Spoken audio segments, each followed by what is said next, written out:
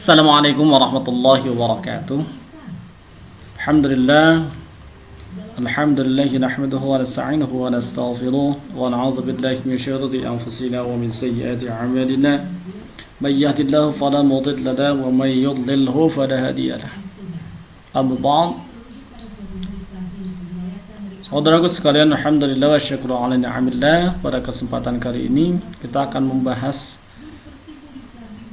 berkaitan dengan bersatu dalam keberagaman. Materi ini adalah materi kelas 12 dalam kurikulum 13. Materi yang kita bahas yaitu yang pertama berkaitan dengan demokrasi dalam Islam, yang kedua demokrasi dan syura, kemudian yang terakhir pandangan ulama tentang demokrasi. Adapun dasar hukum pada pembelajaran kali ini adalah di dalam surat Ali Imran. Ya, ini 159 disebutkan A'udzu billahi minasy syaithanir rajim. Bismillahirrahmanirrahim. Fabima rahmatin minallahi linta lahum ولو كنت فظا غليظ القلب لانفضوا من حولك فاعف عنهم واستغفر لهم وشاورهم في الأمر فإذا عزمت فتوكل على الله إن الله يحب المحسنين. Salah, ternyata bukan itu. Bismillahirrahmanirrahim. فبما رحمة من الله لنت لهم ولو كنت فظا غليظ القلب لانفضوا من حولك فاعف عنهم واستغفر لهم وشاورهم في الأمر فإذا عزمت فتوكل على الله إن الله يحب المتوكلين صدق الله العظيم. Artinya, maka disebabkan rahmat dari Allah, kamu berlaku lemah lembut terhadap mereka.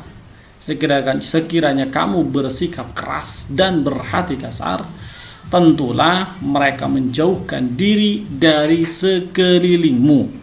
Karena itu, maafkanlah mereka, mohonkanlah ampun bagi mereka, dan bermusyawarahlah dengan mereka dalam urusan itu. Kemudian apabila kamu telah membulatkan tekad, maka bertawakallah kepada Allah. Sesungguhnya Allah menyukai orang-orang yang bertawakal. Saudara sekalian, yang pertama kita akan bahas tentang arti kata dari surat Ali Imran 159 tadi. Apa saja? Kita lihat yang pertama, fabima rahmatin. Artinya karena kasih sayang atau rahmat minallahi dari Allah. Linta. Artinya ini. Kamu bersikap lemah lembut lahum kepada mereka, fadhan artinya kasar dalam perkataan, ghalidul qalbi keras hati, lang faddu disaya mereka bubar atau menjauh, min haulika dari sekeliling atau dari hadapan, fa'fu anhum maka maafkanlah mereka, wastaghfir lahum dan mintakanlah ampun, lahum untuk mereka, wasyawirhum dan bermusyawarah dengan mereka, fil amri dalam segala urusan, fa idza maka apabila azamta kamu bertekad bulat, fatawakal bertawakallah, ya artinya yuhib mencintai al mutawakkilin orang-orang yang bertawakal. Ini arti kata dari Quran surah Ali Imran 159. Bagaimana tajwidnya? Kita lihat tajwid di sini. Fa bima ma ini artinya mad tabi'i. Mana yang menjadi mad tabi'i? Ini ada fathah sesudah alif atau fathah diikuti oleh alif. Nih, ya, lihat fathah. Huruf mad tabi'i itu ada 3, ada alif, kemudian ada iya, ada kasrah. Alif kalau diikuti sesudahnya, nih, sebelum alif nih ada fathah, alifnya nggak dibaca. Ya, nah, ya nanti akan kita bahas nanti sesudah kasroh, ya nasukun sudah kasroh. Kemudian kalau waw itu ada domah, sudah domah itu ada wawunya waw disukun atau dimatikan. Kita bahas satu-satu. Ini fabima artinya mantobi. Kemudian yang kedua rahmatim, artinya di sini idgham biguna itu artinya di sini nih tanwin menghadapi mim, maka hurufnya dimasukkan. Bukan tin tapi tim dibacanya. Jadi idghamnya idgham bi gunnah. Karena idgham dibagi 2. Ada idgham bi gunnah, ada idgham bila gunnah. Idgham bi gunnah itu idgham dengan gunnah dibacanya. Jadi dengan hidung dibacanya. Rahmatim. Nah, ada dengungnya. Tahan 2 rakaat. Nah, ini tanwin menghadapi. Ada berapa huruf idgham bi gunnah? Ada 4 tentunya. Ya, nun, mim nih, mim, waw. Nah, maka kalau disebut dengan singkat jadi yanmu. Ya nun mim waw. Kalau idgham bila gunnah hurufnya ada 2, yaitu lam dan ra atau lara atau lari. Nah, kemudian yang selanjutnya lil ta. Nih, tanwin atau nun mati menghadapi ta. Maka dibacanya ikhfa. Ini nunnya, nun matinya. Maka nun sukun diikuti dengan ta. Ini nun sukunnya. Maka dibacanya samar lil ta. Fadhan. Nah, ini fadhan, ini izhar. Dhannya izhar. Tanwin menghadapi ghin. Artinya jelas. Hurufnya ada berapa? Ada 6. Hamzah, ha, ain, ha, ghin dan kha. Nah, maka apabila tanwin nun mati menghadapi huruf izhar yang 6 tadi, maka disebutnya kalau dibacanya jelas. Kemudian ikhfa, lang faddu. Nah, ini juga sama nih, nun mati menghadapi fa. Lang faddu. Nah, kalau di sini kalau li-nya, li yang di sini ini contoh iya, iyanya mati di sini enggak ada. Ini kasrah. Li 2 harakat panjang. Ini contoh iya. Faddu nih contoh waw nih, waw sukun ini dhammah. Maka dibacanya 2 harakat. Jadi ada 3 huruf mad tabi itu ada 3. Alif, ya, waw. Syaratnya alifnya dimatikan sesudah fathah, ya dimatikan sebelumnya ada kasrah, waw dimatikan sebelumnya ada dhammah. Kemudian min haulik. Nah, min nun mati di sini adalah sebutnya idgham karena nun mati menghadapi ha. Maka min haulik. Anhum wastaghfir. Nah, di sini adalah ayat izhar syafawi. Yang mana izhar syafawi? Izhar syafawi tentunya di sini adalah mim mati menghadapi waw. Nah, ini mim matinya menghadapi waw. Karena hukum mim mati itu ada 3. Ada mim menghadapi mim, mim menghadapi ba dan menghadapi selain mim dan ba dalam huruf jaiyah. Mim menghadapi ba disebut dengan ikhfa syafawi. Nah, mim menghadapi mim disebut idgham mutamathilain atau idgham ini. Nah, mim selain menghadapi nun dan mim mati menghadapi mim dan selain mim dan ba maka disebutnya izhar syafawi. Huruf hijaiyah yang 28. Maka huruf hijaiyah berarti ada 26 dikurangi 2. Yaitu selain daripada mim dan ba. Kemudian selanjutnya fil amri. Fil. Nah, di sini alif lam qamariyah. Nah, dibaca nih fil kelihatan. Qamar itu artinya bulan, berarti dibaca langsung gitu. Jadi kalau alif lam dibaca disebut dengan al-qamariyah. Alif lam ada berapa? Ada 2, alif qamariyah ada alif lam syamsiyah. Syamsiyah itu alif lamnya dilewat atau disamarkan, tidak dibaca seperti kata contoh wasyamsi wa duhaha. Nah, wasyamsi wa duhaha atau kita lanjutkan berkaitan dengan asbabun nuzul atau berkaitan dengan sebab-sebab turunnya ayat Al-Qur'an. Ayat 159 surat Ali Imran kepada Nabi Muhammad sallallahu alaihi wasallam sebagaimana diriwayatkan oleh Ibnu Abbas radhiyallahu anhu. Ibnu Abbas radhiyallahu anhu menjelaskan bahwasanya setelah terjadinya perang Badar, Rasulullah mengadakan musyawarah dengan Abu Bakar dan Umar bin Khattab radhiyallahu anhu untuk meminta pendapat mereka tentang para tawanan perang Badar, Abu Bakar radhiyallahu anhu berpendapat mereka sebaiknya dikembalikan kepada keluarga mereka dan keluarga mereka membayar tebusan. Nah, Abu Bakar lebih ringan pendapatnya. Jadi Abu Bakar pendapat tawanan perang itu dikembalikan kepada keluarga mereka membayar tebusan. Pendapat Umar radhiyallahu anhu, Umar berpendapat mereka sebaiknya dibunuh dan yang diperintah membunuh adalah keluarga mereka. Rasulullah Shallallahu Alaihi Wasallam kesulitan dalam memutuskan. Kemudian turun ayat 159 surat Ali Imran sebagai dukungan atas pendapat Abu Bakar. Nah, ini asbabun nuzul dari Quran surat Ali Imran 159.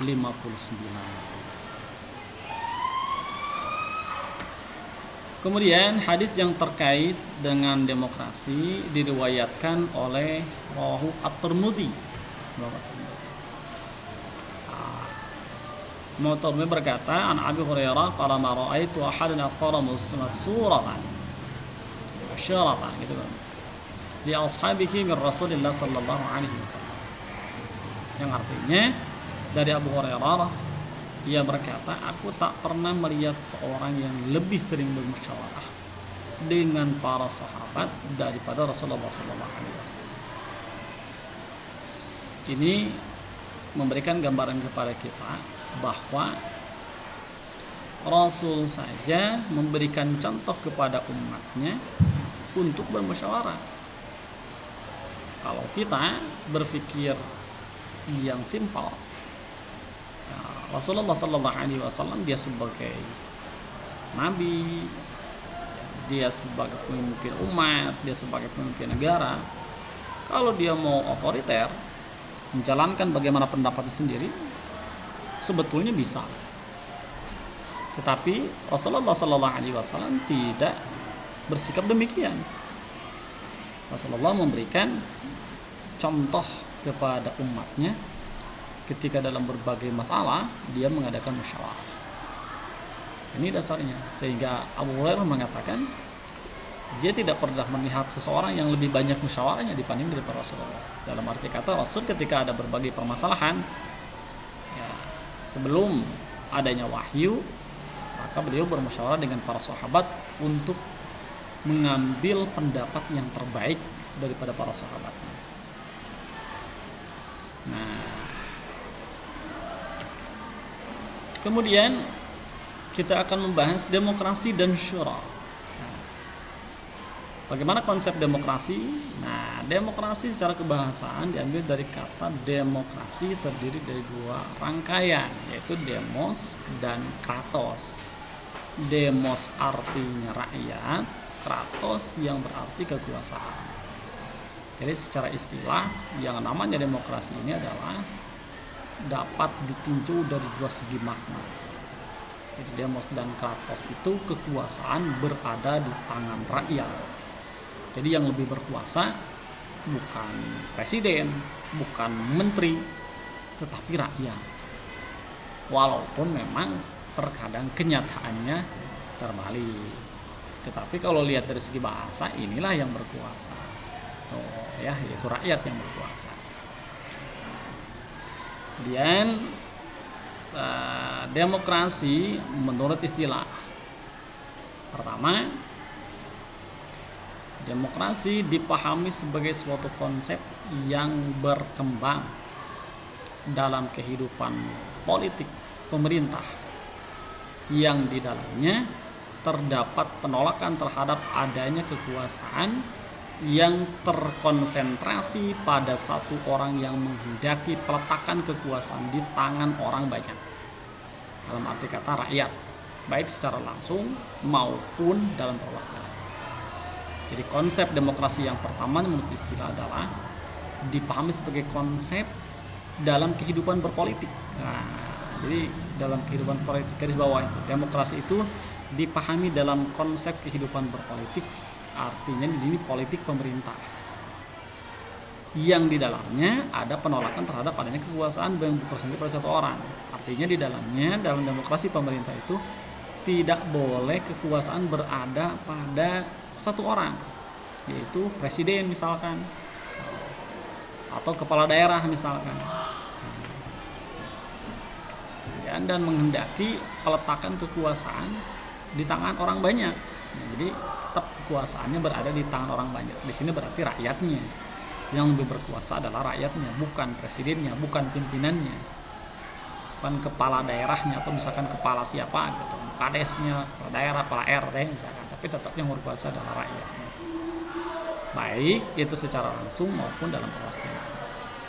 Langsung rakyatnya keseluruhan. Perwakilan ada yang disebut dengan lembaga DPR, ya, baik itu DPR tingkat daerah atau disebut DPRD atau DPR provinsi atau disebut dengan DPR pusat. Jadi ada perwakilan. Kedua, demokrasi dimaknai sebagai suatu konsep yang menghargai hak-hak dan kemampuan individu dalam kehidupan bermasyarakat. Di konsep yang kedua, konsep demokratis itu adalah menghargai hak-hak individu dan kemampuannya dalam kehidupan masyarakat. Jadi setiap orang ada hak dan kemampuan yang harus dihargai setiap orang. Itu yang disebut dengan konsep demokrasi. Pengertian yang kedua secara istilah. Kalau yang pertama konsepnya adanya perkembangan dalam pemerintah, dalam kehidupan politik pemerintahan yang di dalamnya menolak kekuasaan berkonsentrasi pada satu orang. Kemudian yang diinginkannya adalah kekuasaan berada di tangan orang banyak atau rakyat, baik langsung atau maupun tidak langsung. Kemudian yang kedua, demokrasi dimaknai sebagai konsep menghargai hak-hak dan kemampuan individu dalam kehidupan bermasyarakat. Nah, ini yang kedua. Kemudian kita bahas tentang syura. Nah, syura atau bahasa yang lain disebut dengan musyawarah, menurut bahasa yaitu menampakkan dan memaparkan sesuatu atau mengambil sesuatu. Sedangkan menurut istilah beberapa ulama terdahulu telah memberikan definisi syura. Apa definisinya? Ar-Raghib Al-Asfahani menjelaskan di dalam kitab Al-Mufradat fi Gharib Al-Quran, mendefinisikan syura sebagai proses mengemukakan pendapat dengan saling mengoreksi antara peserta syura. Artinya, menurut Ar-Raghib Al-Asfahani, di dalam musyawarah itu ada proses mengemukakan pendapat. Ya, prosesnya dalam musyawarah itu setiap orang berhak mengemukakan pendapat, silakan keluarkan pendapatnya. Dan setelah mengemukakan pendapat, ada hak juga saling mengoreksi antara peserta. Kemudian kita lanjutkan. Masih yang kedua, menurut Al-Arabi Al-Maliki dalam Ahkam Al-Quran mendefinisikannya dengan berkumpul untuk meminta pendapat dalam suatu permasalahan yang peserta syuranya saling mengeluarkan pendapat yang dimiliki. Itu yang kedua. Jadi menurut Ibnu Al-Arabi Al-Maliki dalam kitab Ahkam Al-Quran mendefinisikannya dengan berkumpul untuk meminta pendapat dalam suatu permasalahan. Jadi menurut pendapat yang kedua yang disebut dengan musyawarah itu ada proses berkumpul, kemudian dipinta pendapatnya. Dari siapa? Tentunya adalah dari peserta syuranya, peserta musyawarahnya. Pesertanya tidak hanya diam saja, mereka berhak mengeluarkan pendapat masing-masing yang dia miliki. Adu argumen gitu ya, atau menyampaikan argumen, bukan adu argumen, menyampaikan argumen yang terbaik untuk dipakai dalam permasalahan yang dimusyawarahkan. Kemudian menurut pakar fikih kontemporer ya, yang sebut dengan musyawarah itu adalah proses menelusuri pendapat para ahli dalam suatu permasalahan yang mencapai solusi untuk mendekati kebenaran. Menurut ahli kontemporer, dia mengatakan bahwa pendapat para ahli di sini yang harus digarisbawahi adalah pendapatnya para ahli. Kalau dalam di bidang agama ya para kiai, para ulama. Di bidang hukum, kalau hukumnya hukum negara ya para ahli tata negara. Kalau syariah ya para ulama-ulama fikih. Jadi para ahli yang punya latar belakang pendidikan sesuai dengan bidangnya masing-masing. Maka apa yang jadi permasalahan? Itu konteksnya permasalahannya yang mencapai solusinya apa. Jadi untuk mencapai solusi yang mendekati kebenaran, jauh-jauh tinggi. Itu menurut pakar fikih kontemporer. Kemudian yang selanjutnya kita akan bahas tentang berbagai pandangan para ulama tentang demokrasi. Nah, apa sih bagaimana pendapat para ulama Islam tentang masalah demokrasi? Nah, para ulama di sini berbeda pendapat. Minimal yang dikutip di sini ada 4 pendapat pandangan para ulama kontemporer yang berkaitan dengan demokrasi. Yang pertama, pandangan Abul A'la Al-Maududi. Bagaimana menurut pendapat beliau? Beliau berpendapat menurutnya Islam tidak mengenal faham demokrasi. Kenapa sebabnya? Karena di faham demokrasi itu yang memberikan kekuasaan besar kepada rakyat untuk menetapkan segala hal. Jadi menurut Al-Maududi menolak kalau dari bahasa ini adalah dalam Islam tidak mengenal demokrasi. Kenapa sebabnya? Karena di dalam demokrasi kekuasaan itu berada di tangan rakyat untuk menetapkan segala sesuatu. Sedangkan ketetapan dalam Islam itu semuanya sudah ditetapkan dalam hukum Islam, yaitu sumbernya dalam Al-Quran dan hadis. Tinggal kita sebagai umat muslim mengikuti apa yang berada di dalamnya, baik itu petunjuk di dalam Al-Quran ataupun petunjuk di dalam hadis. Sehingga menurut Al-Maududi kekuasaan di dalam Islam itu tidak ada berada di tangan rakyat sepenuhnya, karena kekuasaan sepenuhnya ada di tangan Allah. Karena rakyat ataupun manusia itu hanya menjalankan apa yang Allah perintahkan. Begitu. Kalau menurut Muhammad Iqbal nih, dia mempunyai pendapat. Menurut Iqbal, Islam tidak dapat menerima model demokrasi barat yang telah kehilangan basis moral dan spiritual. Nah, menurut Muhammad Iqbal, Islam tidak menerima demokrasi yang diajarkan di barat, karena di barat adalah sudah kehilangan basis moralnya dan spiritualnya juga tidak ada. Dalam arti kata, kalau demokrasi di barat ya bebas sebebas-bebasnya, yang penting mereka sepakat semuanya, mau itu melanggar, kalau menurut Islam ya, melanggar atau tidak, begitu. Karena mereka fatokannya kalau di barat bukan Al-Quran dan hadis. Kalau di dalam Islam tentu saja bukan berarti Islam tidak memberikan kebebasan. Silakan sebebas mungkin, tetapi jangan keluar dari hadis, Quran dan hadis.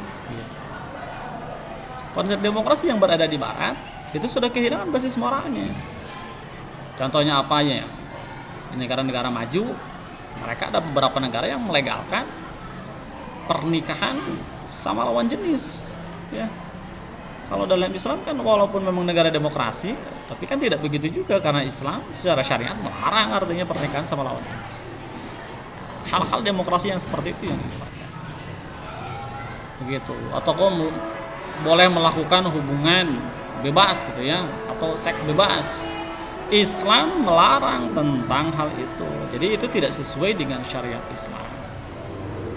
tidak boleh. Jadi walaupun demikian, walaupun artinya demokrasi ataupun bebas, tetapi tidak keluar daripada norma-norma yang diajarkan oleh Islam. Kemudian yang kedua, menurut Muhammad Imarah. Nah, menurut Imarah, Islam tidak menerima demokrasi secara mutlak dan juga tidak menolak secara mutlak.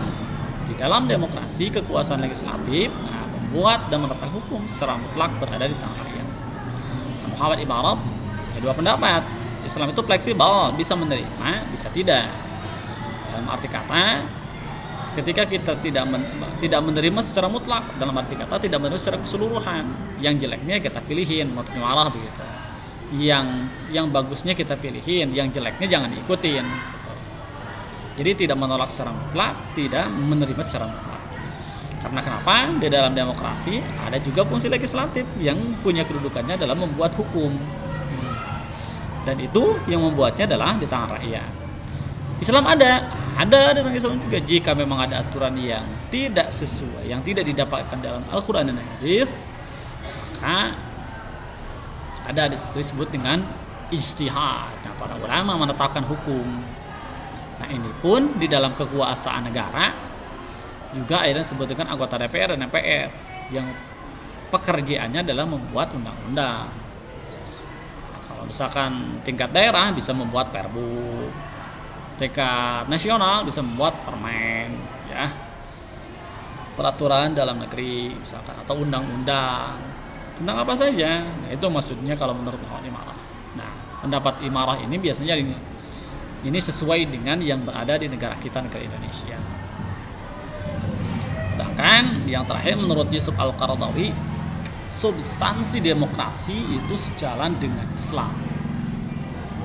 Artinya isinya yang demokrasi itu ada beberapa yang sejalan dengan Islam menurut Al-Qaradawi. Nah, saudara sekalian, ini pendapat para ulama tentang demokrasi. Bagaimana sikap kita tentang demokrasi?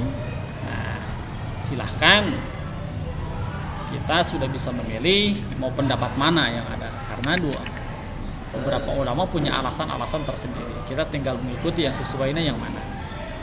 Jadi kita juga tidak punya hak dengan alasan-alasan sendiri.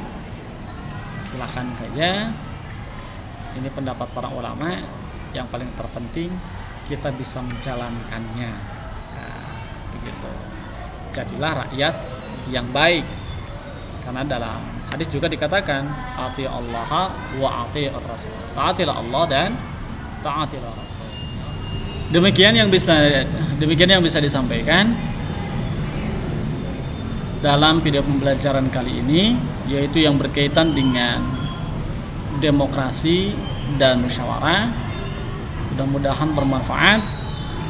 Ada sedikit pencerahan apa yang disebut dengan demokrasi, apa yang disebut dengan musyawarah.